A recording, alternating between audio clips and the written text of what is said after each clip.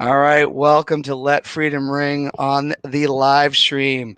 I have two guests on the show today. Two guys that run a podcast together. One is my arch rival, Sopee Pre-op. The other is Dan Morse. But welcome, guys. How are you guys doing? Doing great, buddy. How are you? Well, doing well. So Sopee, I mean, we've kind of, Yeah, I'll sit back on this one. you've crossed a lot of lines, obviously. And I have to have security each week on my show. I'm just wondering, and the viewers are wondering, like, are you going to apologize for for that attack, or are we just going to continue this? Because trust me, if you want to do that again, I'm more than ready. And I got security, so I guess you definitely don't know me too well because I'm not the apologizing type. Sure. If you have any further questions about it, you can direct it to my co-host. But yeah, nothing in the way of remorse or regret from this end. The Morse code podcast. Yeah, that's why we didn't name it that. You truly hate to see that. You think that people can rise above, but obviously, Sopee's not quite ready to do that, and I will continue to have security at the show. But so Dan, we haven't really gotten your perspective. So what was that like? Like, what was running through your head when you saw he was masked at the time? Correct. So we didn't reveal himself. He was masked. I honestly, it was the one time during the pandemic that I was masked. Thank God. And I had Devin Blaze on the show. I was shocked. I had no idea what to expect here. That's right. Where he got that mask, I have no idea. It was a nice Rey Mysterio mask, that's for sure. But yeah, it was shocking. And honestly, it happened so fast. Next thing you know, I'm knocked out. But sure. I will tell you, Sopee, your receipt is coming. This is the first time we've been face to face since that happened. But your receipt's coming. I'm not too worried about it, and I don't need security. Oh, wow. All right, let's get into it a little bit here, though. We got a lot of stuff to kind of talk about. Sure. I know you guys, on your podcast, talk a lot about a lot of different topics. But we know this is my show, and I love wrestling, and I think Dan Morris loved it for many, many years. I want to talk about, we always talk about the Attitude Era, and we always just talk about Foley, Austin, The Undertaker, Triple H, Shawn Michaels. For you guys, who are some of the unsung heroes of the Attitude Era that I made a little list myself, so I'm curious who you guys got. Who are some of the unsung heroes of the Attitude Era? I'd be curious to see your list, to see what you consider unsung heroes or not. Sorry, I just heard some feedback. Sorry about. I'm trying to make sure I get if any Facebook comments come through. Oh, for us to see. I will say, I noticed. I shared it on my page. I had someone reach out to me saying it's blocked if they're not friends with you. So, do you have it set to just being your friends allowed to see it? Actually, I think if you share from the Let Freedom Ring page, heroes of the Attitude Era. Maybe I can do that. I guess that's weird. So that's some settings I got to figure out. I'll give that a shot in a second. But anyway, I think, are you talking more maybe underrated guys? Is that kind of just underrated? Like some people that brought it all together. I mean, again, the main event picture is what people really think about when they talk about the Attitude Era. I agree. I have a couple that come to mind. I think the first one that comes to mind for me is D'Lo Brown. I think he's an extremely underappreciated wrestler from that era. I love it. In the same sense, maybe the Godfather or whoever he was at the time, he's probably half Kama Mustafa, half Godfather throughout that era. I think the one that probably pushes the closest to, mainstream versus underappreciated is, because remember at the time he was WCW, but Jericho too, I think. Jericho was still kind of a cruiserweight, you know what I mean, opening type of match kind of guy who I've always liked. I'm trying to think who else. I really have always kind of liked Steve Blackman. I feel like he was very good in-ring. Really? Good. Yeah. Because obviously Sopee doesn't know who that is. Correct? Correct. Okay. I don't even know if that's his stage name or his real name or neither. Oh, I don't know. I think it is his real name. Yeah. Great name. Why would you change it? He was a good guy. Sopee, block your ears. I think by that time in the Attitude Era, Owen Hart, I think, was a little unsung at the time. So it started this whole issue with me. Maybe we should go back to that to maybe paint a picture for why you guys are feuding in the first place. But if we want, I remember Steve Black. He would kind of the nunchucks and Lottie. Yeah. He had matches with like Ken Shamrock. Okay, yeah, I do remember him. Yeah. He had like the army buzz cut too. Yeah, good looking guy, in shape. He had a match with Shane McMahon, didn't he? He did. All from the Rafter guy. SummerSlam, no? It was SummerSlam, I believe. 99? 2000. I think 99. There's one with that green like oval. Yeah, I think it's 2000 because I know Shane faced Test at SummerSlam 99 when Test wanted to marry Stephanie McMahon, and Shane wasn't having it. No, sure wasn't. Sopee, any takes on this at all? From the I know that you dabbled with wrestling before. Sopee knows wrestling. I thought just like a funny guy, not necessarily that I liked him, but the Honky Tonk Man as a wrestler is a pretty interesting idea. That's not an Elvis impersonator. So he's not wrong. Honky Tonk Man. Yeah, but he's not Attitude Era. He was a manager then. I think he managed Rockabilly. Sopee always sides with management. It's one of the things that always pissed me off about this partnership. But seriously, you guys should take like 2 minutes and mention how this beef came to be, because it happened on our show, correct? The Owen Hart comment was on our show. It did, unfortunately. I think it's worth mentioning real quick to catch our new viewers up to speed. By having us on, I'm sure getting a couple hundred new subscribers. So you might want to. We're hoping. Set the scene. I think Dan should explain it since it's his show. Dan Bolio, yeah. I think the big issue. I'm getting a little kickback. Is this live? Is you guys hearing I that? got you live and clear, buddy. All right. Well, basically, to put it in a nutshell, Dan, you were a great host. Couldn't have been more respectful or anything like that. And Sopee had the unfortunate thing to say that Owen Hart's death was some sort of storyline.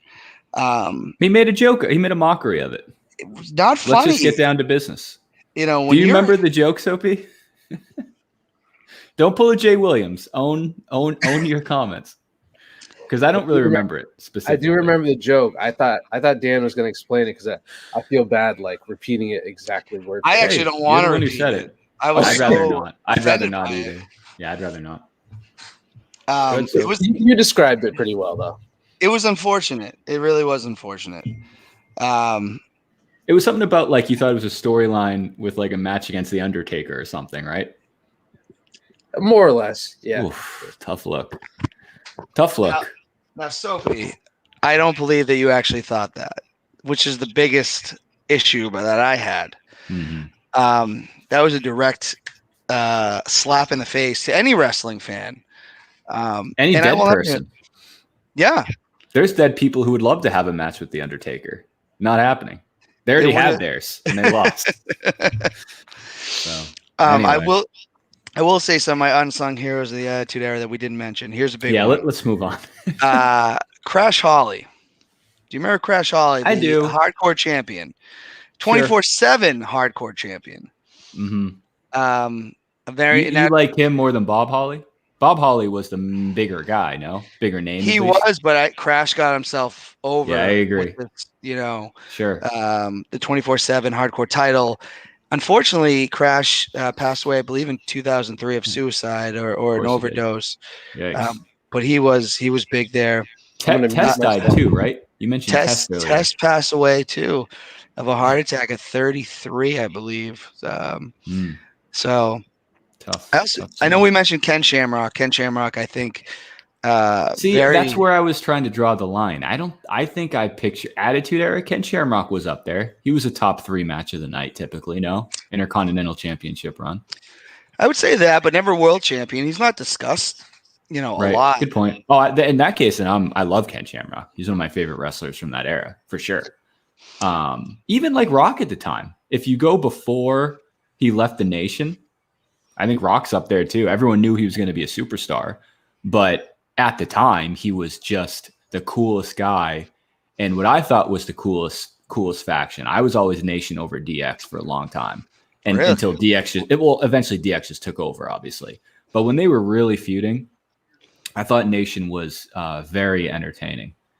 They weren't as like DX was like funny and stuff like that. But I always the first guy I mentioned was D'Lo. You know what I mean? Like I really like Nation. I liked when Owen Hart was in the Nation too, when he had like the Danger whatever, like black and yellow uniform thing.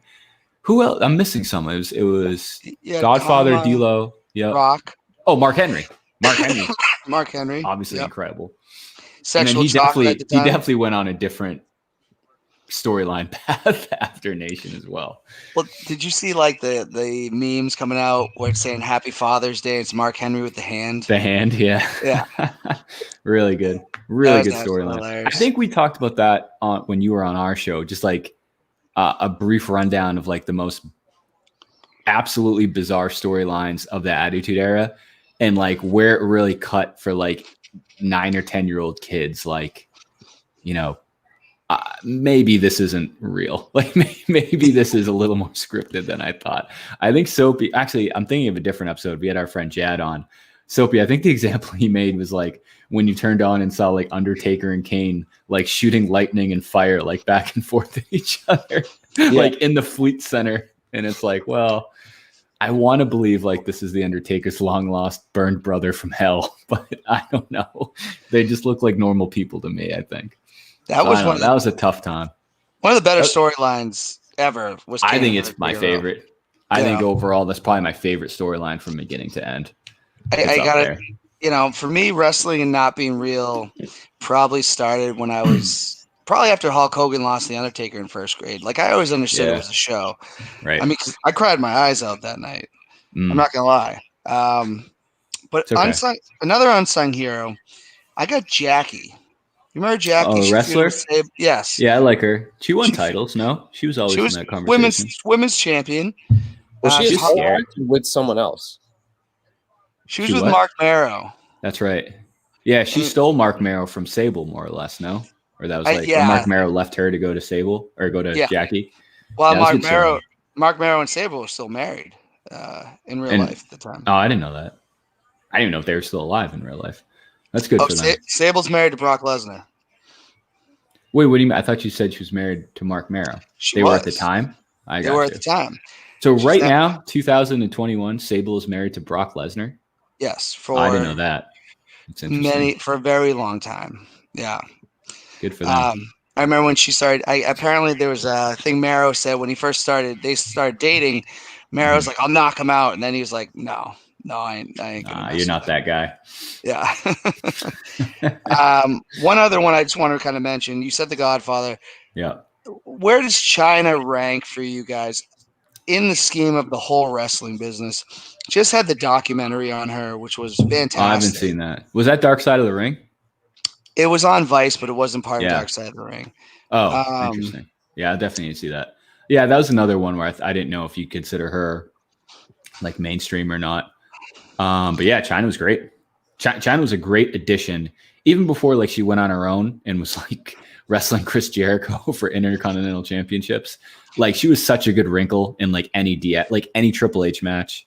Like Owen Hart's a great example. I think it was WrestleMania 14, right? When she was like in the cage, like drawn up above the ring. Like they'd always have some wrinkle to keep China from interfering. But like, again, knowing it's all scripted, you knew something funny was going to happen. And somehow she was going to hit the opposing wrestler in the testicles and allow she somehow, I believe, got the key from Commissioner Slaughter.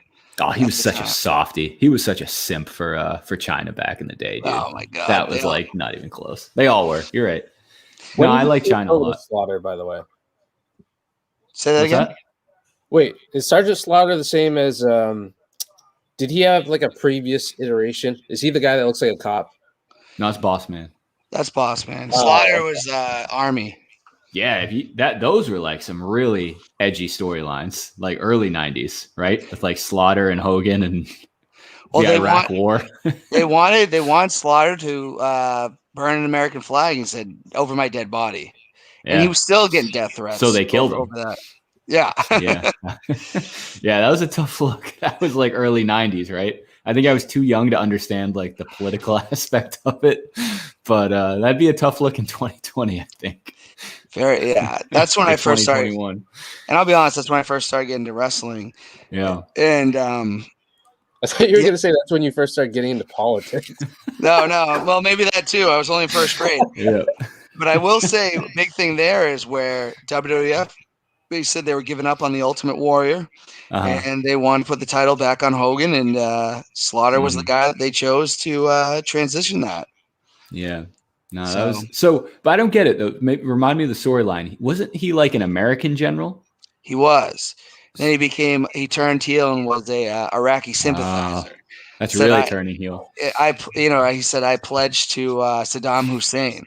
Very wild. That's the craziest part. Like they actually included like the political, like dictators. Like they included the real life bad guys like in these storylines. Like not for nothing. That's the equivalent of like not John Cena. I don't know. Some wrestler like saying I'm on like Osama bin Laden's side, and I'll see you at WrestleMania 30. I can imagine that not going over too well. No.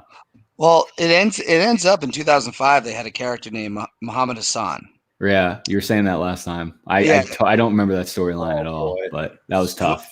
He was a character who was just saying, "Yes, I'm Muslim and I'm tired of being discriminated against. I had nothing to do with 11 or anything like that." And then they started going a little too far with it. Gotcha. I don't think we talked about this. Sopee and I reminisced on this recently. Do you remember, or do you know about like I'm sure you do, like the John Cena announcing Osama bin Laden's death, video? In 2011? Yeah, that's so good. The way he, do you remember what the exact phrase he used was, Sopee? I think Tyler was just talking about it too. He's been terminated to a permanent end. Yeah. That's the best. That's cool. If I want to hear that news from anyone, John Cena's towards the top of the list. Live on air. Give me the mic. Break in a little kayfabe. WWE, that's crazy. You couldn't script a better show to make that announcement. Well, someone else brought up the point. I think it was the real Rock, Dwayne Johnson, who broke the news on Twitter. He was one of the first people to tweet like Osama bin Laden's dead. I was bowling at the time. Captured him, so yeah, it makes sense. That's a good point, Dan, too. Dan said he was bowling. That hasn't registered for me as like a where were you moment. I genuinely don't remember it really. I was ready to go. I was probably sleeping. Yeah, we were bowling late. We had to have these roll-off things. It was already like 11 o'clock at night or whatever I was definitely sleeping then, yeah. And I was like, I'm ready to leave here and go party, Yeah, sure. Absolutely. Light off some sparklers and call it a day. We got our payback. But yeah, but anyways, Soap, any other takes on the Attitude Era? Do you want to apologize for the Owen Hart comment? Oh yeah, let's go back to that. I'm sorry, I didn't mean to cut you off. Set the record straight. Set the record straight. It was a little out of pocket comment. No, you're going for a cheap laugh. And how about this? We can squash this beef right now. You donate to the Owen Hart Foundation. Oh boy, who's going to receive the money?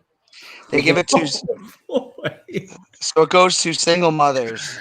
Oh boy. I'll definitely consider it. That's a no. I did have a question about the Attitude Era. Sure. Is Billy Gunn from the Attitude Era? Great one. That's the other one I meant to say. Yeah. He's a good great one. Ass. I vaguely remember. Yeah. Mr. Ass. He's an ass man. Yes. That's Mr. Ass to you, buddy. Great costume, as little as it was, or uniform. I actually agree. I'm glad you brought that up. I was going to say there was a time in the Attitude Era. I'm trying to think of some other examples. I guess this is the only one I can think of. But remember probably 99, Dan, the New Age Outlaws split and they tried to have legit solo careers. And I think Billy Gunn went a little farther than Road Dogg. Maybe. He did. But I just couldn't. They're my favorite tag team of all time. And I just couldn't buy into them when they went solo. Also in The Rock at that time had the ability to bury somebody in one promo. Mm-hmm. And he buried Billy Gunn in one promo where he said, "My name's Billy." He's like, Billy's praying to God.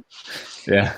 And he's like, "My name's Billy, and everybody thinks that I absolutely suck." Yeah. Those were And so good. Billy Gunn never bounced back. He won King of the Ring. That's what it lost to was. The King. Rock. I knew it was King. It Yeah, was a tournament. Like Road Dogg was in it too, right? I believe so. Yeah. And yeah, Billy, Billy Gunn was the shit. I They met were Billy so Gunn. good as a Great tag guy. team. I met Road Dogg. Oh, really? I did after. Well, he walked by me, but yeah, they were just so good together. And then I was very disappointed when they went solo. But as a tag team, yeah, Billy Gunn was the shit. I want to bring up one more point that's kind of missing from wrestling today, and I was kind of thinking about this. New Age Outlaws had the catchphrase, before, "Oh, OS, but they get in the ring, they'd say their thing. Godfather would do his thing. There's nobody really in wrestling since Good point. Enzo and Kaz left that does the same promo over in the ring with fan interaction. Yeah, I agree. And that's missed, in my opinion. I agree. Very good. Wrestling. Even The Rock, Stone Cold, The Rock, everybody had one. I'm trying to think. All the big guys had one. Catchphrases are, like, to me, a good catchphrase when you're live in the audience. Definitely, you want to be a part of it, and it seems Absolutely. like it's like a dying thing in the wrestling business. Well, I think that's one of the better part. I'm sure you've gone to more live wrestling than I have, but the handful I've gone to, that's one of the best parts. Like everyone coming together and saying like the catchphrases, or like everyone counting for like the 1, 2, 3, shit like that. It's definitely, there is an interactive part of it. But yeah, like I said, you know better than I do. But yeah, post Attitude Era, I can't think of any. Did John Cena didn't have anything like that?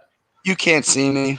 That was a big thing, right? When he said for that, the whole crowd would do it. For your examples, though, I think The Rock actually might be the best one. Like the fans could probably like say half the phrases in The Rock's like promo to open like Monday Night Raw or something. Which was amazing. The Rock. Definitely. They all had these catchphrases that I love.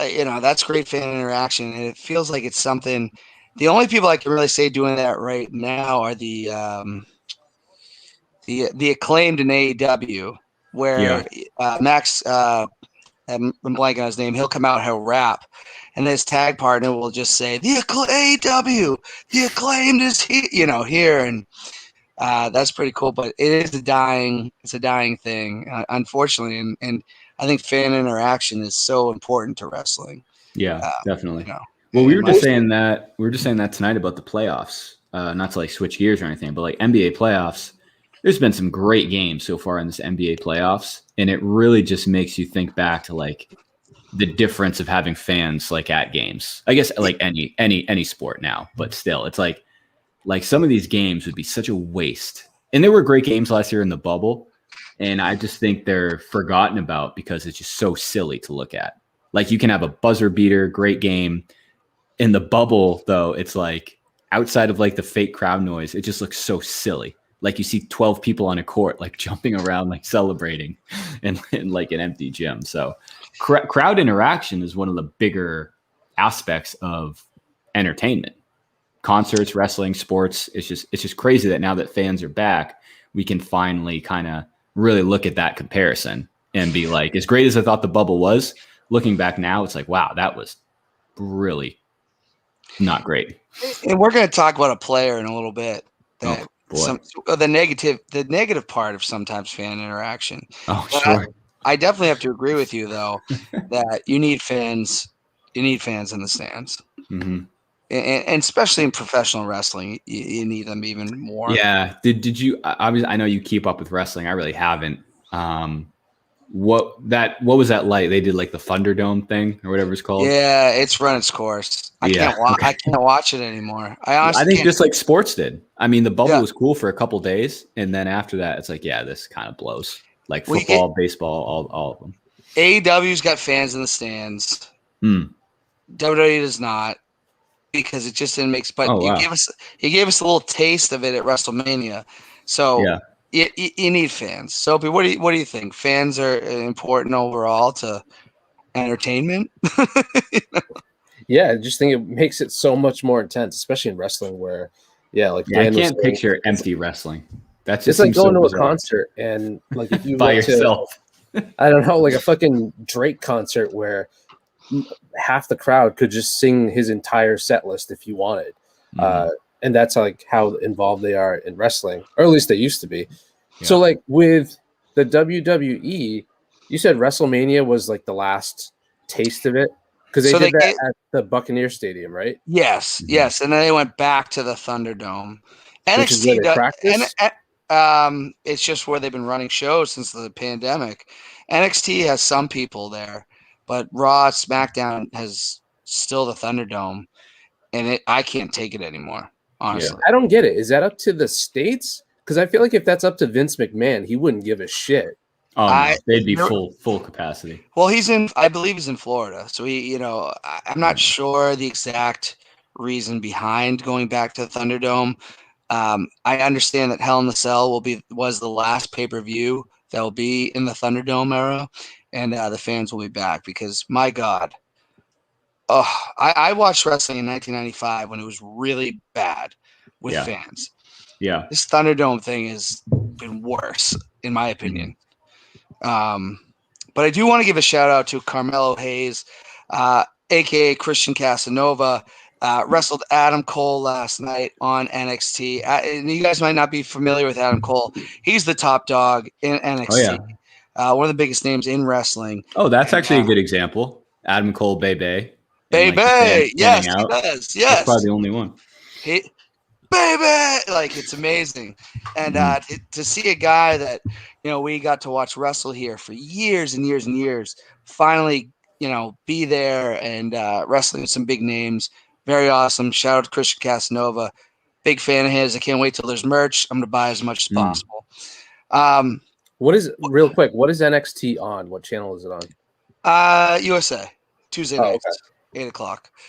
Are they affiliated with the WWE? They are the WWE. They're like minor league system. Okay. Gotcha. Developmentally. G League. It used to just be on the WWE Network, but then USA wanted another wrestling show. They took that. That's Triple H's baby. So Triple H is the Vince McMahon of NXT.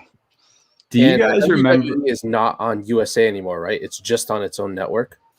No, it's Monday Night Raw is on USA, SmackDown's on Fox, and then they have their own network, but now it's on Peacock. And that's where the it's like archive views are. Like if you want to watch the pay-per-view. Live pay-per-view, it'll be on Peacock. You want to watch old pay-per-views, it's on Peacock. Gotcha. Okay. So, do you guys, speaking of the Attitude Era in USA, do you guys remember, I think real Attitude Era fans will relate to this, catching every Monday, you would catch like the last 2 minutes of Walker, Texas Ranger, because that was what was on before Raw. And also Renegade. Silk Stockings was actually the first one. Walker, Texas Ranger is the one that I remember. Like, I literally remember the outro to that show because it would lead into Raw. It's very similar to people joking now about like you fall asleep to the TNT game and then you wake up to Charmed. But yeah, I've probably seen multiple times beginning to end the last 2 minutes of every Walker Texas Ranger episode. I just don't know what happens going into it. So it's like the opposite of spoiler alerts. Say that again? Quantum Leap. Was that also on that channel? Love Quantum Leap. It could have been. USA had some hits back in the day. Oh, you know what? I'm wrong. Silk Stockings would come on after Raw back in like the earlier 90s. Yeah. Murder, She Wrote. Murder, She Wrote. That was the one. That would lead into Raw. Yeah. Well, Xena, I think. Xena Warrior Princess was up there. Xena I would see that at some point. But TNT had a different one too, obviously, because Nitro was at 8. I can't either. Maybe Xena was TNT. Xena's a great call because I definitely remember seeing that too. I don't think Xena was ever on USA. I think it might have been TNT. So maybe that was leading into Nitro. And then you'd flip over like 8:58 to get Raw. You'd catch the credits of Walker, Texas Ranger. But Murder, She Wrote, I actually think Murder, She Wrote was after. That was a late night show. I think it was Silk Stockings at one point. I know that. Okay. And I don't know if you guys remember Duckman too. At some point that was there. But I remember back in like 94. Before Raw. That's way before I was thinking. Before Raw, it was, I'm pretty sure Murder, She Wrote. That makes more sense. I was thinking strictly like 98, 99. with Walker, Texas Ranger. Was there a show And called then, Pacific Sun, I believe, or something like that? probably, because I bet I also had USA on in the morning when I turned the TV on. So I bet I would recognize like the morning. If anyone's listening and can Google what the morning programming was weekdays on USA between the years of 1997 and 2001, I bet it would be something I remember. So actually, you guys, Sun was I'm the gonna one bring that up. that was California cops on bikes. Pacific Sun, right? Yeah, There's I think Pacific that Sun. Oh, okay. I think is what it was called, and a store came out called that. Yeah, and the commercial or the lead-in was just them like riding around on their bicycles through like fucking Venice Beach or something. I think that makes. I think I remember that. Yeah. Yeah. Huh. Good times. Now, switching topics here, Carl Nasbin comes out as gay in the NFL, first active NFL player to do so. Mm-hmm. It is Pride Month. Any takes on that? I mean, I feel like most people have been behind him. I have seen some comments where I'm like, of people not really understanding the significance of this and thinking that he's just trying to help his popularity. I didn't think that was fair at all, in my opinion. What are your guys' thoughts on that? We are at a place, I think, where athletes, I think people are accepting of it, and they should be. Yeah. I'll let you go, Sopee. I got two thoughts. Hopefully, this isn't stealing anyone's thunder, but on, I'm pretty sure Dan Morse has seen this, but on the picture where ESPN announced it on like their banner or the ticker below, it said Carl Nasby or Nassib. Nasibin, I'm not sure how to say it. Yeah, I've never heard of him. Yeah, it said he is first actively gay athlete in the NFL or something like that. And obviously they meant first active gay athlete. Is that because Michael? Did Michael Sam never take? It's pretty funny. Did Michael Sam never take a snap? Or I think that's I think that is what people are saying. Yeah, Michael Sam was openly gay, but I don't think he made like an active roster. He was drafted high. That's Yeah. A lot of people thought that was held against him. Was he? Did he come out as gay going into the draft or after he was drafted? Before the draft. Ooh, interesting. I forgot about that. That is interesting. No, I guess to look at, I think you asked a couple questions. The first one about, I guess, like any thoughts. To your point, it's 2021. Like this shouldn't be. I'm honestly surprised it hasn't happened yet, because I'd be willing to bet he's not the only gay man playing in the NFL, let alone across all four major sports. I didn't really think of it in regards to Pride Month. I think that's a good point too. Maybe that was some motivation for him to do it, because if you watch like the video he put on Instagram, he doesn't seem like a very, outspoken type of guy. I think he was someone who's just like, hey, it's 2021. I have a platform. It's Pride Month. Why not come out now going into the season? I'm sure he had private I would be willing to bet he had private conversations with people in the organization before he did that. That's what I think. Not that I imagine he got any negative feedback like, hey, don't do this. So no, I can't see a scenario where you would think this is a bad thing. But of course, there's people out there who don't maybe not say it's bad, but like if you go on Twitter and look at, and again, I think it depends on the source who's posting it. Like if you go on like some right-wing sports guy and he posts this, you're going to see a bunch of like bullshit comments. The ones that really I find interesting are, I think it was like Clay Travis or like someone like that posted it. And a lot of the comments were like, oh, like, wow, I'm a straight white guy. Just wanted to claim my sexual preference as well. LOL. It's like, bro, like you know what you're doing. Like, you don't know the history of it. Right. You don't. This is so silly. I saw a post from someone that I'm a fan of, and I was shocked. The One Man Thrill Ride, big wrestler in the area, and his take on it was like, I'm like, dude, there is significance to this. Yeah. If this was 2004, he ain't doing it. Correct. I agree. I mean, I agree. Why was Playmakers taken off ESPN? ESPN. Was there a gay character in that show? There was. Great show. God, and how he had to keep himself in the closet so that the team wouldn't find out and everything. So, in my opinion, he didn't. I don't think Carl made a big deal about it. He said a few words. He's got the highest selling jersey, I believe, on Fan something or whatever. Yeah. Which is fine. I like that. So did Tebow. So did Kaepernick. Yeah, like when you when something like this, when you're in the news like this, you're going to sell jerseys. I don't think that was his goal. But for anybody trying to find a negative spin on this, go F yourself. I mean, that's really how I feel. Like, I thought it was a very positive thing and awesome and good for him. And you know what? We should be at a place where it doesn't matter. It really doesn't matter. It's so of course stupid. It doesn't. No, of course it doesn't matter. But I mean, yes and no. Of course it realistically doesn't matter, but of course it does because you're going to get feedback. And of course you're going to get, I don't want to say pushback, but look, the NFL, there's plenty of stories about other NFL players. They're not, they're spoiler alert, there's some bad people in the NFL. Like I'm sure he's going to get, something from someone, but no, at this point it is what it is. It's good for him. I think he opened the door for not only current pro athletes, because there's going to be more. Well, actually, you know what? Now I was just thinking, what about the guy from the NBA?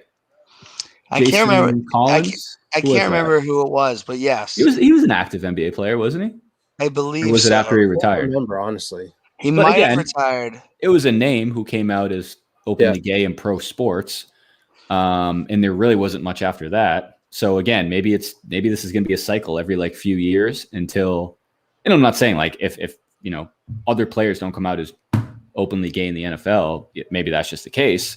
But if you're picture yourself as a gay teenager who plays football and who's probably living in hell, trying to find a way to do this the right way. You see this, it's probably a huge weight off your shoulder. I agree. I think it's cool. And again, it's a great thing.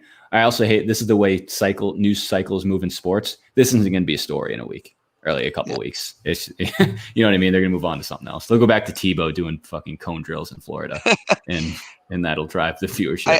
I gotta say, I mean, I didn't see a lot of negative feedback on it, but the negative feedback I saw, I was like, you just, Yeah, we try and I truly don't understand that. No, it doesn't affect anyone who comments on this. It doesn't affect your life. You're just looking to. It's like the election all over again. It's like this really isn't that important to you, or COVID, or whatever. You're just looking for an outlet to let me know if you're an asshole or not. Pretty much, yeah. Sopee, another take on this? I was just gonna say the manner in which he made the announcement was also kind of funny.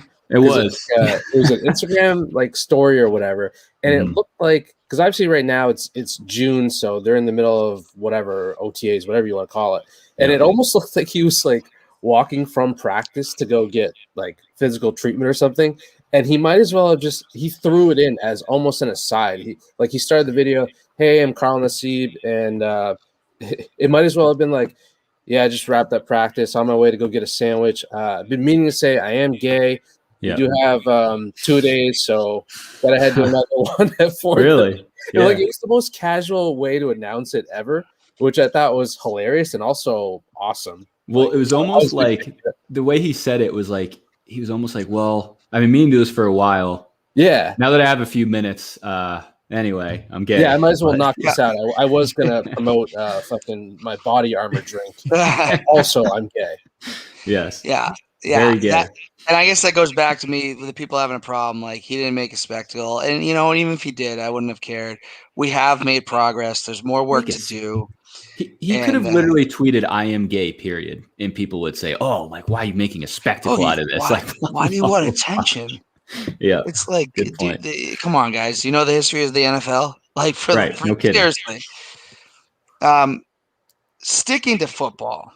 Oh boy. Because me and Dan had a little issue with someone online the other day. Mm-hmm. Are the Brady haters, and I think this is with LeBron too. Are they just no matter what? Are they just full batshit crazy, or I don't know what to say anymore. What more does Tom Brady have to do for these people to say? Nah, I can't find it. To say he's always had stacked teams. I thought that was a little crazy of a statement. I agree. Sopee, you can go if you want. I mean, first of all, that's not true. And second of all, if it was, football is the sport where, yeah, the quarterback's the most important player, but at the same time, it's like the most team-oriented sport. If one part doesn't work, then you're probably not going to win. So I don't know. That argument's kind of stupid. Any other of the greatest quarterbacks have also had other great players with them, or else like they wouldn't have won. And also, it's like clearly just on a personal level, because I feel I don't hate LeBron the way that I used to. I respect him now, but I know that when I did hate him, it was on a personal level where things that he did that were unrelated to his play were what pissed me off. Like the way LeBron whines after a call, or I don't know, just like says he doesn't flop, stuff like that. So I'm sure people don't like Brady for like him whining for calls, and complaining to the refs anytime that he gets hit, or yelling on the sidelines, and people kind of think he's a prima donna or whatever. But I really don't see how could you have an issue with him when he's been like the consummate teammate for his whole career. And I think him going to Tampa Bay and maybe a little bit of his last year in New England were the first times that you saw anything that would make you think otherwise, where you saw like a little bit of his personality and his ego, and him being like, whatever, I'm just going to do me at this point. Like I've got all these rings. I don't care if people think that it's me versus Belichick. I'm just going to do like whatever I want to do. So I don't get how people hate on that, but whatever. I think people have made up their minds. So I think it'd be different if he just straight up left the Patriots. The Patriots had a chance to keep him in house. I think that's what people don't want to like talk about. They had a very, very realistic chance to keep him in house. He asked for a respectable contract and some weapons. Because if you talk about like surrounding cast, I think we could probably agree that last team he was on was probably the worst team he's had in 20 years. He like, won 12 games somehow. Yeah, not great. And they decided, the Patriots, and again, I'm still a Patriots fan over Tom Brady. Like during the regular season, I mean, I want the Patriots to win the Super Bowl. Luckily, last year there was a pretty clear time where that wasn't a realistic possibility. So yeah, once the playoffs started, once he started winning a couple playoffs games, it of course, like why wouldn't I want to see this guy succeed? He flip-flopped a franchise over the last 20 years. Like the Patriots weren't relevant prior to Tom Brady, and now they were relevant with Bledsoe at different points.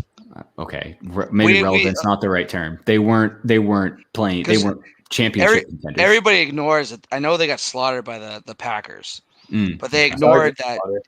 Huh? Sergeant Slaughter. Yeah, but no one ever acknowledges that Bledsoe wasn't a total dud. Okay, you know what I mean, though. Brady was an upgrade. Okay. I mean, obviously, winning the Super Bowl, losing the Super Bowl is two different things, but yes. Winning 6 Super Bowls, losing one Super Bowl are certainly two different things. But I know what you mean. Yeah, as far as, and again, I honestly, I don't really understand it. Like I know what you're referring to, and on that Facebook post the other day, and we can talk about where that story where it started from. But I just don't get it. Like I'm rooting for the Patriots. I watched every Patriots game this year. And if you follow our show, sometimes it's entertaining to realistically talk about how the Patriots played last year. They didn't play well. Like sometimes it's more fun to talk about how shitty they looked compared to the last 20 years when they were great. And Tom Brady was fine this year, but what he did in the playoffs, I just don't understand the counter argument. And actually, I've asked you this, Dan. We had this conversation going back to last year. So we were talking about what was a more impressive, maybe not impressive path, but like better storyline path to the Super Bowl. So he went, forget the Washington game. He went, Breeze, Rodgers, Mahomes, right, to the Super Bowl. Yeah. What are we doing? Like he just knocked off Mount Rushmore of current quarterbacks. Yeah. Because the other storyline would be better to do that and then beat Mahomes, or it would be a nice storyline for him to somehow play the Buffalo fucking Bills in the Super Bowl. This team would have been epic. Owned for 20 years. That would have been epic. But seriously, going back, it's like he left no doubt. Like you couldn't pick a more impressive path to go through to win the Super Bowl. I can't hear it from people anymore. I those can't. are 3 Hall of Famers. You know, he can go win with the Bucs. And I'll root for him. I will say when he comes to New England, Tom Brady, we want your ass. Mm-hmm. But you can't deny, just like you can't with LeBron, some other players. It's a respect thing at some point. I know I like to troll Michael Jordan. Obviously, I don't really feel that way about Michael Jordan. Greatness is greatness, and that's Tom. We were talking about this offline earlier, Sopee and I, in another group chat. We're talking about like who you want to win the finals this year. I've always said like if my team is out, I'm gonna root like for greatness, like people who can take a step toward, like last year. I was okay with the Lakers last year because I think it's good for the storyline for LeBron to get another ring. It increases that conversation. If the Miami Heat won last year, that does nothing. That doesn't move the needle for anybody, unless you look at it as a negative for LeBron. Like this year, there's some good storylines. Like if someone like Giannis gets a championship, he's got 2 MVPs. He's young. Now he's in the championship conversation. That's a good story. A young Phoenix team, Clippers, whatever. Same with Brady last year. Well, I guess you could say the same with Mahomes too. But you can't write a better storyline than Tom Brady going to Tampa Bay and winning a Super Bowl. I truly, even now, I can't believe it. I just want to give one shout out to Bobby Bollier saying Morse is right. Patriots were not relevant. They were the 4th team in Boston. I don't know. The 4th team in Boston to me is always going to be the Bruins. That's my opinion. And I don't know about that either. I don't know. If you talk just last year, I feel like baseball in general baseball punted last season. Like nobody watched baseball. I don't care what you say. Unless you're a true diehard baseball fan, nobody followed baseball last year. In general, though, the Bruins are tough. We talked about this a lot too. I guess overall they're probably the 4th team, but I will say like those diehard Bruins fans might be like, you know what I mean? Like the most loud. Like, they're diehard loud. fans of them all. I'll always support you know who likes the Bruins. Yeah, like if someone likes the Bruins, they'll let you know that they like the Bruins. Like hockey just doesn't do it for me. No, it's the 4th in general. It just is what it is. I mean, you can look at any metric you want. Hockey is the 4th rated out of the major 4 in America. Probably because half their teams are not from America. But yeah, no, last year was, and again, when you guys were on our show, I think it was the week after they beat Baltimore, I believe, or maybe it was going into Baltimore. We were hyped. That was around that time. Yeah, that was a turning point. And that, by the way, that was also the worst win of the season. If they lost that game, they'd be in a much better position today, I think. They'd probably have they probably still have like fucking Mac Jones. But anyway, yeah, last year was different. It'd be different if it was Patriots Bucks in the Super Bowl. Of course I would be rooting for the Patriots. Even if like the Patriots just lost to the Chiefs in the AFC Championship, I'd probably still be a little salty and really not care as much about the Super Bowl. But the Patriots weren't a factor. They weren't in the playoffs. So of course I'm going to root for Tom Brady. Why? Like I just don't get the counter argument to that. There's a lot of just stupid people that believe that you're not allowed to root for certain players.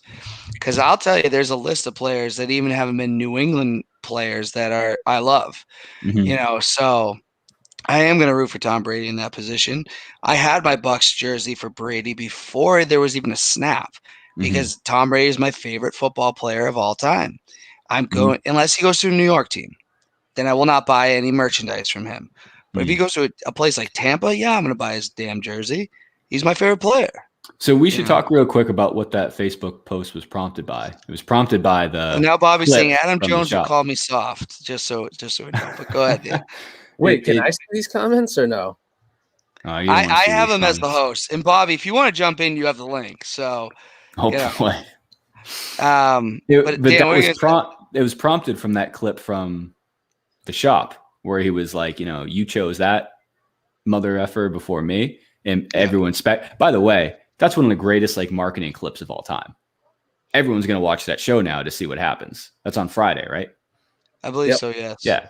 I thought it was Tannehill at first, but actually listening to some like local radio and stuff recently, I don't know. I'm leaning more towards like a lot of people say Goff or stuff like that. What do you guys think? Sopee, what do you think about that? Breeze. Yeah, I heard that one in 98.5. They were saying that too. That one I don't buy at all. I don't understand that. No chance. And again, hot takes on 98.5. Yeah, no way it's Drew Brees. I just don't get. I mean, I don't think the Saints buzz. I don't remember Brady to the Saints buzz at all. There was none. Well, why would that ever happen? That's what people are saying, is that like that's how well kept of a secret it was. Oh, okay. Yeah, I'm not. But again, that. I don't think last year Brees, like Brady over Brees, was a no-brainer where he'd be like, "Oh my God, like you're choosing Drew Brees over me." I could see that for like Tannehill or Trubisky or Goff or like something like that. But yeah, I think Tampa was the perfect place to go. You know what I mean?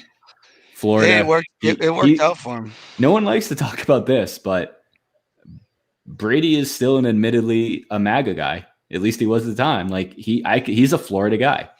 He went down there, loosey-goosey. Remember, he was the one who got busted for those like kind of unauthorized practices. Yeah, because he's so obsessed about winning that he didn't care about the. He wouldn't have done that in New England. He wouldn't have done that in New England. I don't think Bill would have let it. I don't know if he's a diehard MAGA guy. I mean, I think Tom Brady was friends. I think he was friends with Donald Trump beforehand. I'll say this: I don't think he agreed with everything that he said. I think he's pledged more money to the campaign than others. More so than me. I wouldn't doubt it. I would never give a dime to Donald Trump. But no, I think I'll leave it at this. I think he was a good fit for Tampa, Florida. Yeah, he seemed happy to be there. So, any take on that?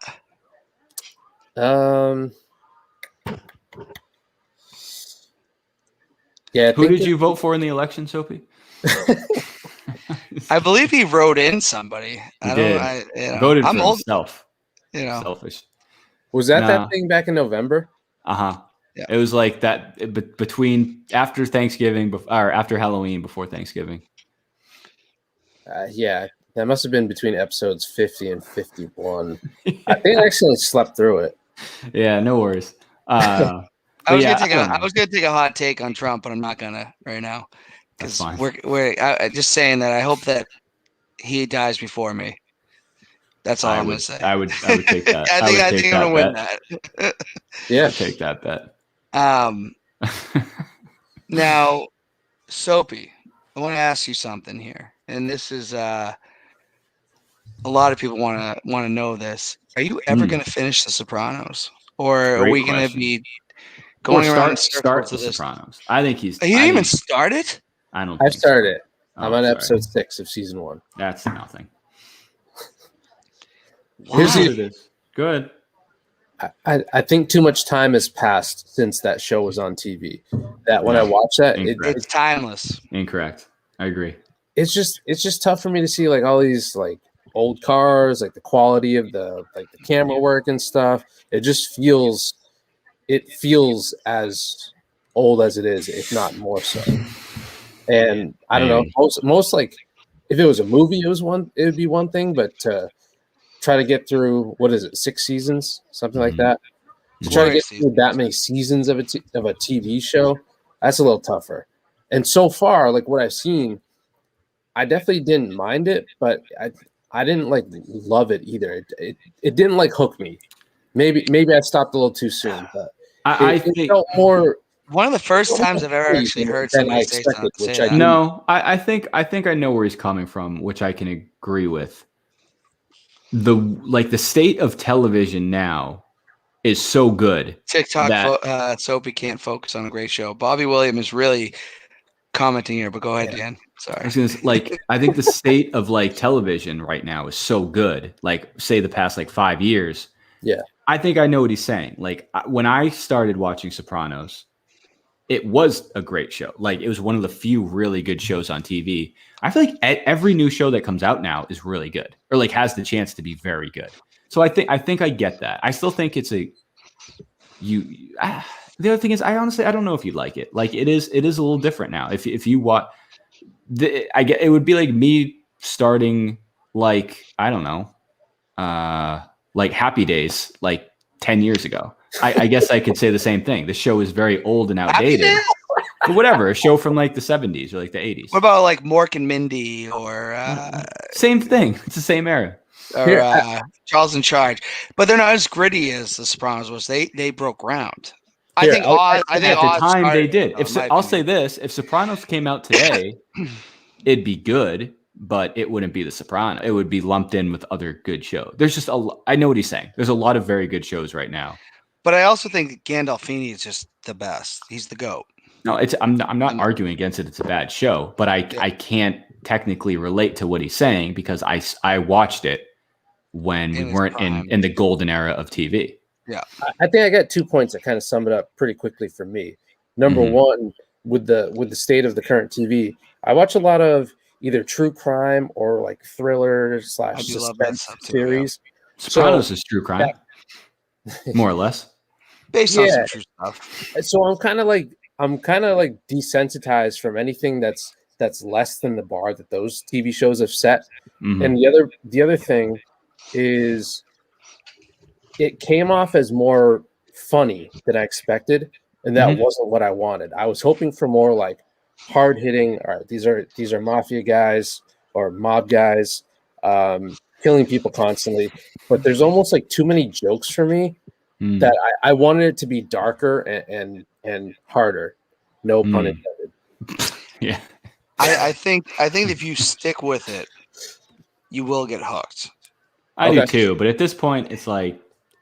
But at this point, we've been begging you to do this for. It is what it is. There's such a big there's so many shows to choose from now. That's the tough part too. Early 2000s, it's like, what do you watch? You watch Sopranos, The Wire, West Wing. I don't know, whatever the big Entourage, the big shows at the time. Now it's like I don't even know where to start. Like if I haven't seen a show that came out in the last 2 or 3 years and I haven't seen it now, I'm not going to watch it. Like I'm just way too far behind. Like I just got into Game of Thrones like a month after it ended. If I waited another year or two, I know that would be tough. I'm probably never gonna go down that road with Game of Thrones. Exactly. That's exactly Sopee. I think that's exactly Sopee's point. Well, I think I probably will. I did start The Wire though. I just want to make that clear. Go ahead. Well, I'll say this because I don't think you'll like this take either. I didn't watch The Wire until I think 2012, and at that point it was only 4 years old since it had ended. But it was already too old for me. When I watched it, I had the same feelings. Actually, I definitely like Sopranos way more. Sopranos is way better than The Wire. I thought The Wire was just kind of slow and dry and not as intense as people made it out to be. Maybe good writing, good acting, but that doesn't really do it for me. We talk about The Wire a lot on our show. And The Wire is like The Wire is one of those shows where it's like you catch a lot of flack for saying The Wire isn't the greatest television show of all time, just because everybody else says it's the greatest television show of all time. And I think The Wire's good. I think The Wire's a good TV show. And if I post that on Twitter and the right people see it, I'll get put in a body bag because people just like swear by that show. I think Sopranos is comfortably light years ahead of The Wire. Well, and one I want to put up there too is Oz. That was like my hook. That's an example of one I know I'm never gonna watch because I do know for a fact that one's too old for me now. And the thing is, I rewatched Oz and Sopranos constantly. Rewatch, meaning you watched it originally at the time when. Yeah, and I think that's a really good point, Sopee. I think any episode of those shows and enjoy it. Right, but I've never seen it before. Game of Thrones is probably the oldest thing that I will like. And granted, I've already tried to watch that once, and I'm going to. I'm going to be honest. If you had to pick one, I'd rather you pick Thrones. I think you'd like Thrones more. Oh, I already know that. Like I love the first 2 seasons that I watched. I think Game of Thrones is better than. I don't know why I stopped. Actually, I think. I guess I don't know. You haven't seen it, so I'll always take mob stuff over anything, just because those are like my preferences as movies too. Okay. You know. Okay. I want to bring up one other thing, and I don't like to mention this guy too much on the show. I thought we already talked about him. Who? Oh, well, never mind. Well, Sopee is mentioned on every show because I got security for him. But here's a guy. Here's a guy. I don't want to be all John Gruden right now. Here's a guy. Chris Collinsworth. And here's Doug Flutie. Here's a guy. Oh, here's a guy. Kyrie Irving. Great guy. Did karma come out for Kyrie and the Nets? No. They're out. Well, what do you mean karma? Yeah, half their team was on injured reserve. After what he did in Boston. I'm going to let Sopee take this one. Did it come back I feel like came back on him. What did he do? He shot someone outside the arena. He He abandoned shot an his actual team. leprechaun. Oh, that's right. He That's right. He stepped on the logo after annihilating the team. Yes. That's right. Sorry. I want to make sure we're talking about the same thing. Right. Did it come back on him? The flat earther. I'll take the question first. Go ahead. I don't think so, because I think Dan Morse and I are on the same page here in that, as much as we grew up loving New England sports and Celtics, and when we were kids, we probably brought up the 16 first championships that they won. At a certain point, once you get to a certain age, it's all right, well, none of those were won when we were alive. Sure. So we can't really brag about those. Or my father. Yeah. So level of culture and what does that have to do with Kyrie though? I'm saying people are clutching stepping on the logo over Kyrie stepping on a logo, and to me it's yeah, whatever, dude. But what else did he do before that? Bring up racism in Boston? Which, okay, we're not saying that doesn't exist there. Yeah, I know what you mean. Where did it pertain to Kyrie? I do agree with that. I do agree with that. I think how can I say this? I think what Kyrie brought up is understandable, but there's no reason for Kyrie to bring it up at that time. At that time, I think that's the argument. Sense. I don't remember what he was asked. Was he even asked? How did that get brought up? I don't know. I think he was trying to deflect off himself. Yeah. Yeah, remember Sopee? His what he was looking forward to in terms of facing the Celtics, and he just said, "I just hope that we can keep it basketball and that there's no moments of racism." That wasn't necessary. Yeah, it was very weird. Sum it up in one sentence just by saying anyone who doesn't like Kyrie from Boston, for the most part, speaking for all of us, it's not because of race; it's just because of basketball stuff. I don't even think that is necessary. It wasn't necessary for him to say, "Hey, I hope we can keep this cycle." You're an opposing player going back to your former team's arena. You know what's coming. He's just a jerk, because at the same time where we got people that are facing real things in this country, and Kyrie may have faced some racism in his life. I totally think that's happened, but in that moment, it didn't make sense. I think the other part of that is it was a chain reaction. So Kyrie said that. Now people have to react to that, and that's what isn't fair. Now Celtics players have to react to that. Now Boston media has to react. For example, bringing up 98.5 again. This was a week where I was totally on the other side of what the Felgrad Mavs guys were saying. If I remember it correctly, it was basically they were all right, now that Kyrie said this, let's wait and see what Celtics defend it and what Celtics agree with them. That's unnecessary. That shouldn't have been. That's not fair to those Celtics players, because any other time they would never have to be asked that. And naturally, some people felt one way and some people felt another way. So now it's from Kyrie, you know what you're doing. You're not just bringing that up to bring. You're not bringing that up to bring it up. This isn't Adam Jones going to Fenway and someone saying the N-word to him. Sure. He had the right to say this. Obviously, yeah. Kyrie just pulled this out of nowhere. No, and he's always one way or another, he's always dodged coming back to Boston. He's been hurt. We've had no fans. This was the first time really back. That's just so. If you want to bring that up, fine, but don't make it part of what you're part of Game 3 or whatever it was. It's hey, I hope we can keep it civil. And then if you want to say something about, racial injustice, whatever, but it was just very ill-timed. And I think the only one who responded the right way was Jaylen Brown. I think Jaylen Brown I forget what he said exactly. He addressed it. He said, yes, this is probably a bigger problem nationwide, but it has something to do with this basketball game. In a nutshell, you know what I mean? He answered it the right way. I'm trying to think. I think Smart was on Kyrie's side. Maybe Tristan Thompson was, but again, they shouldn't have had to pick us. They shouldn't have had to answer that question. Well, that's the worst part. And I feel like he got, that fan that was kind of an idiot that threw an empty water bottle at him. Yeah, right. Then now Kyrie looks like the hero. I agree. That I agree with. You know, he was going to get booed no matter what. He was going to get annihilated. Told us he was going to come back. I wasn't at the game, but if I was, now I'd be like, okay, great. Like, as soon as I boo this guy, I'm a racist now because he put that narrative out there. That's not fair. Did you That's see part of sport. Getting booed is part of being a opposing player. Going on the road and getting booed is part of sports. Yeah. If you Kyrie's to the next, if you keep it to the sports, which I think people were, sure, you should not have a water ball thrown at him. The majority of people were. Yeah. I don't think there aren't N-word chants going around the TD Garden. Like the majority of fans know how to interact appropriately at a game. Are there going to be people like that at an arena? Maybe. I don't know. There's people like that in the country. They might just happen to be at the arena that night. But yeah, that was I don't know. And again, even talking like this, it's like even having this conversation, now it's like, well, you're on the other side of Kyrie. I'm on the other side of Kyrie, but I'm not on the other side of denouncing racism in Boston. Certainly a thing.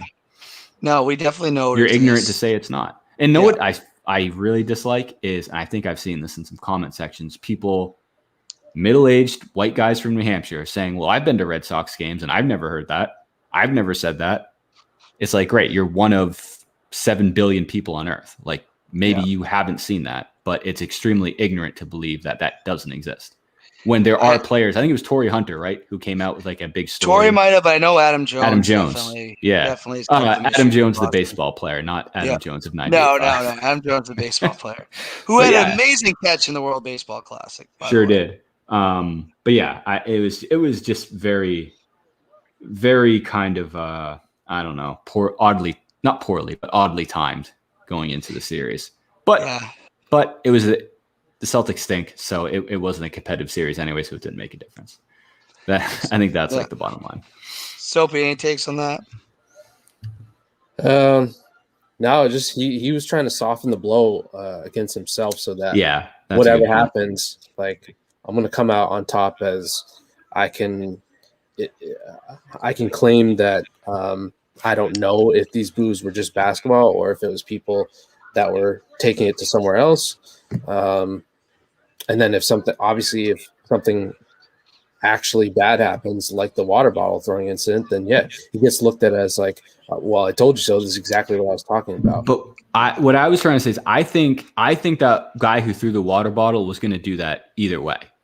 Yeah. You know what I mean? Like if Kyrie, he didn't, you know what I mean? Like that was not inevitably, but I think that was going to happen. I don't think that guy was like, you know what I mean? Like, hey, you said this about our city, bam, or like you stepped on the logo, whatever. He was that a drunk was just poorly 22-year-old. Was the water bottle empty? I just want to ask that because you could do some damage. Flying fast enough that it was not empty. I think there was water. I agree, and I actually thought the same thing too. I thought it was a bit blown out of proportion because I was picturing an empty water bottle, and I was like, that's just a piece of trash that's going to hit him in the head. If it was filled, I guess that's a different story. But also remember that whole weekend was filled with shit going on with people in the stands. Pretty much every game that weekend had some crazy ass thing. So, because if you remember when the NWO started, no one got more trash thrown at them than Hulk Hogan. The Outsiders. No one mentions that. Yeah, they would hold up their belts with rolls of toilet paper in the ring.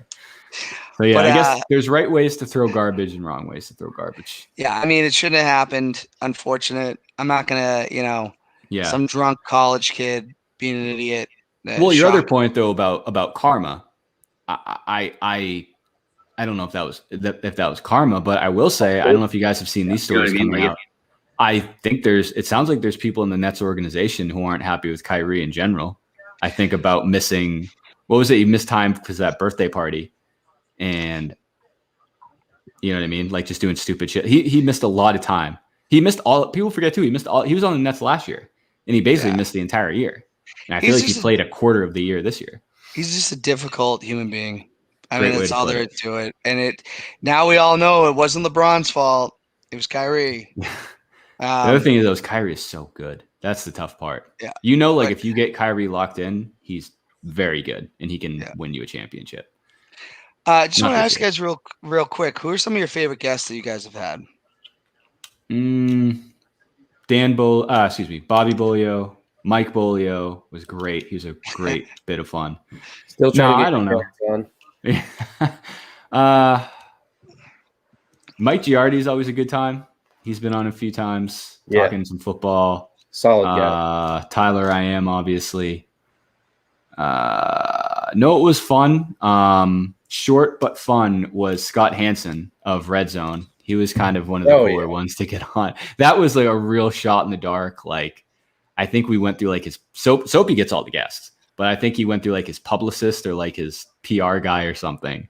Remember how intense that 20 minutes was? Yeah, that was the first one where it was really like we were like negotiating like time slots, and he was like, yeah, like my representative should be able to come on like within like this time slot, like blah blah blah. But no, we've had some we've been lucky and fortunate to have some fun guests from media, and then I always just like having friends of the program on too, like you guys, definitely, you know, like local friends like Sean and TKA and Griff and Justin and stuff. So it's fun to do our own thing, just us most of the time, but like you can attest to, I know you're strictly a more interview like guest type of show. It's fun to have even shows like this. Like, we really don't have much of an agenda. We're just kind of shooting the shit based on a few different key topics. I think that's what's great about podcasts in general. I've always, I don't know what you listen to or follow, but I've always been a bigger fan of like longer form conversation with just like 2 or 3 guys, just kind of talking. There's no, you know, ad reads in the middle. You don't go to commercial. You know, people take breaks and look stuff up on their phone or like, you know, pull up lists and look at them, stuff like that. I've always been more interested in stuff like that. So I think for the most part, that's kind of how we framed our show. And I think you do the same thing. Like, obviously you find interesting local people that are worth getting in front of a wider audience. So it's cool that we have that opportunity to do that with all the, you know, technology and shit now. Yeah, it's awesome. It's awesome. You guys got a great show. Sopee, anybody that you've really liked? Excuse me. I know that you and Michael Felger are like this right now, but Felgy too, yeah. That was the one I was going to say, because I was really surprised at how down to earth he was and the fact that he gave us a full hour. Yeah. And I thought, like, I don't know, Dan, when was the last time you listened to his show? But like, one of his biggest shticks is how much he hates the internet and just technology in general. So I thought he was just going to be like, all right, guys, like, hurry up. The last thing I want to do when I'm not on my own show is just to be sitting in front of my freaking like iPad talking to a bunch of schmoes like you. Yeah. But he gave us a full hour. He was nice about it. He like responded so quickly through text and email and stuff that it was just like, damn, like this guy is I would say he's probably the biggest voice in New England and was that cool with us. So that was cool. We've said this before too. I'll say it is kind of cool to see, like, in the grand scheme of things, like, we're nobodies, but you'd be surprised how many people like a simple like DM or an email, like, hey, would you ever want to come on our show? Here's a list of some other guests, blah, blah, blah. Like, it's like anything, I guess, like sales, like it's a numbers game. Most people you're not going to hear from, but you'd be surprised how many people like Felger, Mike Giardi, whoever, who just come back and say, yeah, like, you know, when do you guys record? I'll try and make it happen. I think the pandemic helped a lot too. You know, everyone being home and Zoom being like as popular as it is probably helped. But it's pretty cool to kind of interact with those guys. But it's just as fun having like you guys and you know, like local friends of the program on too. And Dan, you also got to get on Dan Bollier. I know you don't like it, but if you curate your timeline correctly, you should get back on Twitter and just look at the positive things that Dan Morse and I look at, which that's a big thing that our show is incorporated around. Is just like paying funny attention stuff to on the internet, stories that, and how quickly like the sports cycle moves is crazy, especially in the NBA, like the thing that we cover the most. But if you ever get back on Twitter and see like what Dan and I just tweeted at each other, it's just a bunch of freaking nonsense. But and Dogecoin makes the show. You can follow your investments like Dogecoin on Twitter. Oh, yes. We're both proud owners. I'm just not a big – I think President Trump ruined Twitter for me for a long time. But maybe I'll come back. I blocked this for you, buddy. He's not. He's toast. I know he's toast now. Yeah. But I want to get into a few blank versus blanks with you guys before we wrap up here today. Bigger whiner in Boston sports history, Carl Crawford or Kyrie Irving? Damn, that's a throwback. That's a good one. Yeah. I don't even remember much about Kyle Crawford's tenure at this point. I know he was one of the worst contracts of all time. Yeah. And again, I don't think Kyrie really bitched either. He made what promises. Was his gripe? Yeah, I guess. His more was after the fact. I think I understand the question. It's Kyrie. I think Kyrie's looked at. Like, I think people have moved on from Kyle Crawford. Kyle Crawford was just a terrible contract. One of the worst contracts in Boston sports. Agreed. Sopee? Agreed. Kyrie admittedly has said that he's a moody person, and he doesn't care if he brings that to work or not. So, yeah, Kyrie. That's great in an employee. That looks good on a resume. IRS, Erwin R. Shyster, or the $1 Million Man, Ted DiBiase? Oh, that's a great question. The name kills me. That's such a good Erwin R. Shyster. Father Bray Wyatt.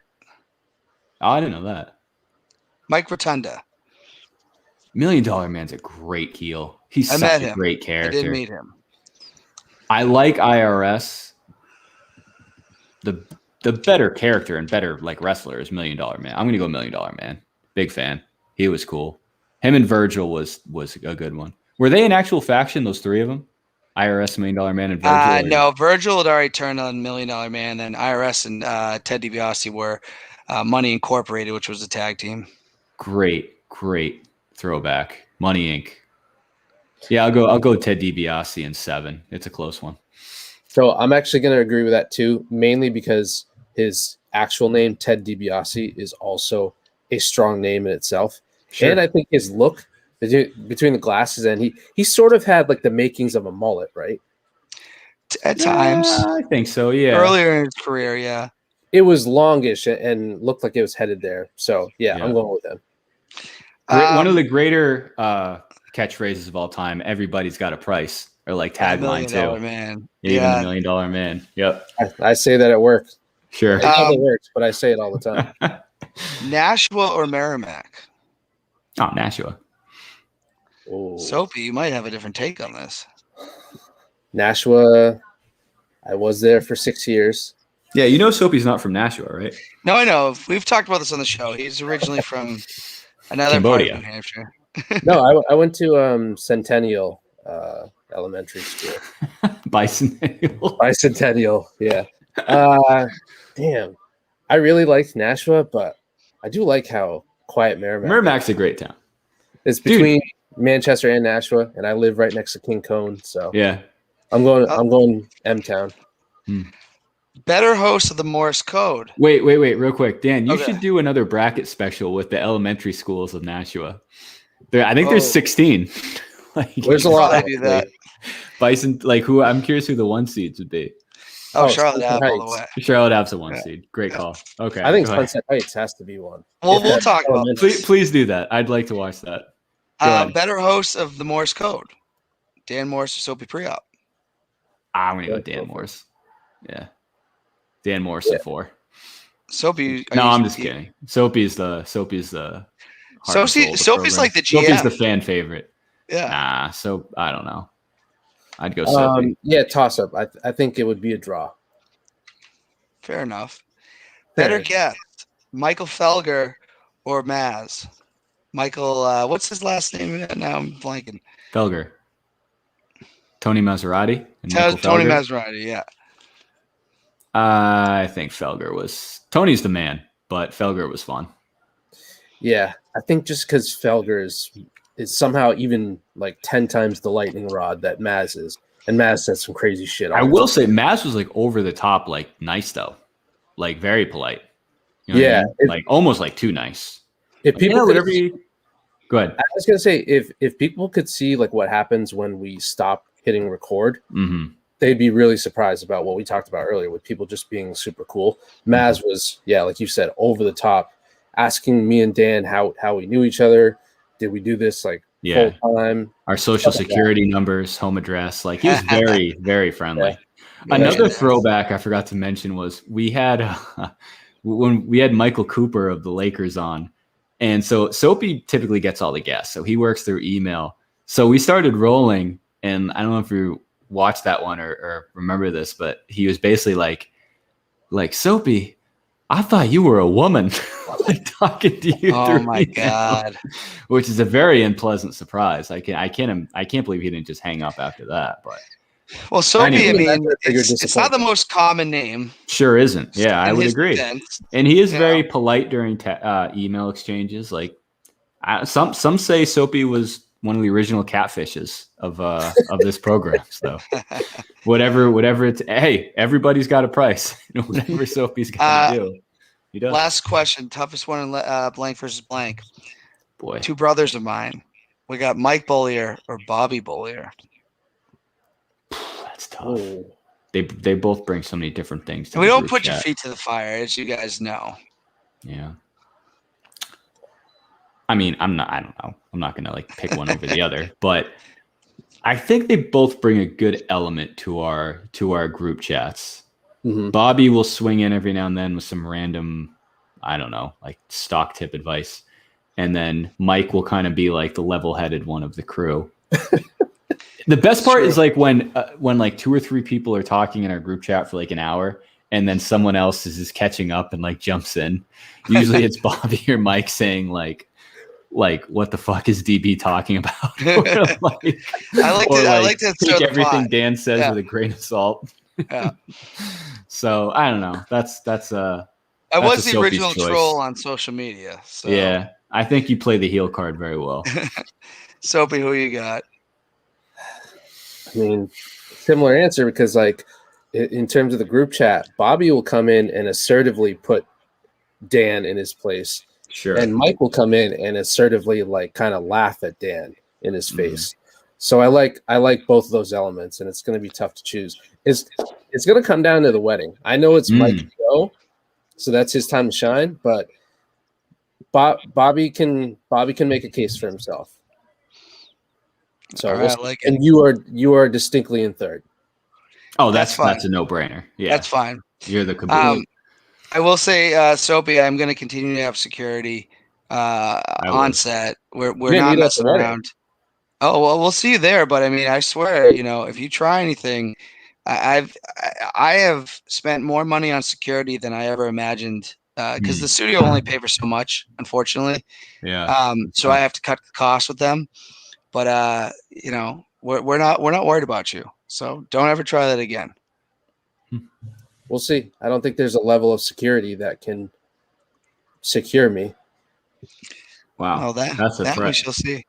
But in all honesty, I appreciate you guys coming on. This has been a blast. Yeah. Thank you for having us, sir. I love doing the live stream, so it's a good time. So, but tomorrow we'll have Chris Lind on the show, part of the National Guard, Plymouth State rugby alumni. So we'll see you then.